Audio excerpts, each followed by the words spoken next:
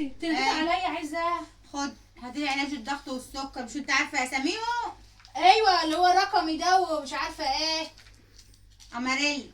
اماليل. يلا معاك معاك طب هو الفلوس. 200 جنيه ولا هيتفضل فلوس؟ لا مش هيتفضل فلوس. طيب لو بقى علينا حاجه خلي بتاع الصيدليه يبقى اكتبها على الحساب. فكرتك بتقولي هيتفضل فلوس. خفي ايدك ما تغيبيش ماشي. يا رب ما تتلكعيش. يا حماتي عامله لك مفاجاه. ايه يا اختي يا بجيب الغراب في لامه. المركز لقيت واحد بيفرج كراتين وانا ها؟ بجيب العلاج. ها ما اقولكيش بقى يا حماتي. فيها ايه يا عدي معايا. ها؟ بصي يا حماتي. بصي يا حماتي.